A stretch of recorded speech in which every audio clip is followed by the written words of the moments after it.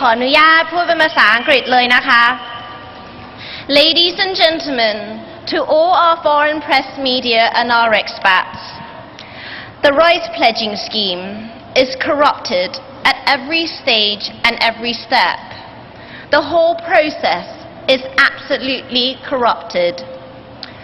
Rice farmers all revealed that about 1/3 of the money used by the government to allegedly pay the farmers, which is 4,500 baht of the 15,000 baht per ton pledge price, is pocketed by various individuals, corrupted by this government. Every step of the pledging scheme, of this process, is corrupted. Yingluck's government has never revealed how much rice is actually left in storage. The governments claim that they have in their possession 18 million tons. But the farmers no longer trust this government. They believe that these warehouses are actually empty and the rice stock that may have been left over are spoiled. Yingluck's government claimed that they were going to sell the rice to the Chinese government under a G2G agreement. But China has confirmed that there was no such agreement. China refused to be involved with such corruption and dirty scheme, so they pressure Yingluck's government to provide the name of the Chinese state officials who has agreed to this deal. In the end, Yingluck's subordinates had to admit that there was never a G2G agreement with China. Khun Suthep Thirksuban, Secretary to the PDRC, said on stage tonight that the farmers suspect two things. First, how much rice is really there in storage. They suspect that once the real figures are actually revealed, Yingluck and her cronies will have to go to jail for corruption, which is why this government has kept the numbers secret. Second, even if there is some rice left over in storage and Yingluck's government managed to sell it, the proceeds will not be able to pay back all the money they owe the farmers. This means Yingluck's government has broken their pledge to the rice farmers. There is an old saying, an old Thai saying, ivory doesn't grow from the mouth of a dog. Therefore, the words from some of Yingluck's cronies about rice, such as the word from the UDD red shirt leader, Jatuporn Phompan, cannot be trusted. Yingluck's government has clearly violated their agreement with the farmers, who hold rice bonds and BAAC pledging contracts in hand. This means that these farmers can take immediate legal action against Yingluck's government for breach of contract in civil court. These farmers have already initiated the process. There is another group of farmers who handed over their rice to Yingluck's government and have already received bonds but have yet to sign a pledging agreement. This group will require more evidence to provide their case in court. But this is doable because they have some rice document in hand. The most unfortunate group of farmers are those who have handed over their rice to Yingluck's government but fail to be provided with any written documentation by the states. It is abominable that Yingluck's crony have tricked the farmers like this. But the attorney from the Thai Lawyers Association will do their best with these cases. Yingluck's government will be liable under both civil and criminal law.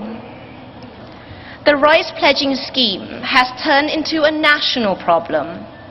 This crisis created by this government's greed for corruption has affected over 5 million farmers. But during this crisis, you can see the ties coming together, reuniting to find a way to help these farmers. There is love and compassion pouring in from everywhere around Thailand for these farmers. The generosity and compassion of the Bangkokians for our farmers is absolutely amazing. For those who could afford to donate 20 baht, to those giving us $500,000, everyone wants to help farmers as best they can. But while the good citizens of Bangkok and elsewhere are uniting forces to aid and assist our farmers, one group is sitting by and doing nothing at all, and that is the Shinawat's family and their cronies. This shameless government has accused the PDRC of using farmers as a political instrument. But as our spokesperson Ekanath Prompan has clearly stated, the PDRC is not politicizing the farmers' struggle. In fact, it is us who are willing to be used by the farmers as an instrument platform to ensure that their voice and demand for justice from Yingluck and her cronies are heard. We are proud to be able to provide farmers with the freedom to demonstrate and take legal action against Yingluck's government and her cabinet. The PDRC will support all legal fees and expenses involved for every lawsuit filed by the farmers in this regard. As of now, there are currently 2 groups of farmers protesting Yingluck's government. One group is stationed in front of the Ministry of Commerce in Nonthaburi, and another group of 3,000 also farmers has joined Luang Pu Phutta Isara at Jangwatana stage. Around 11 a.m. today, there was a report of an explosive at Pan Pha Bridge. Although we suspect that the anti-government protesters were actually the target, 6 Bangkok sweepers were injured instead. Bangkok's governor has visited the injured in hospital already. One person was slightly injured and released, but the rest are still recovering. One was hit in her eye, but fortunately the explosive missed the critical spots of her eyesight, so her eyesight was not at all affected. The other 2 are in recovery with moderate injuries, and remaining 2 are in critical condition. Kun Suthep strongly suspect that the government supporter and the Thaksin's regime are behind this attack. One of the PDRC core leader, T-News owner Kun Sontiyan, was captured and arrested under the emergency decree by the police officer today.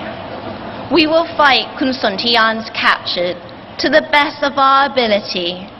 Please do not be discouraged by this arrest.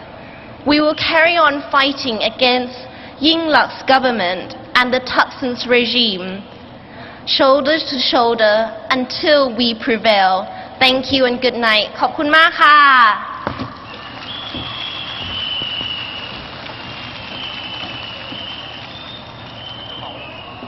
ขอบคุณมากครับตันครับและตอนนี้ขอเชิญพบกับนายแพทย์วรงค์เดชกิจวิกรมครับขุนพลผู้ต่อสู้กับจำนำข้าวเพื่อชาวนาทั้งประเทศครับ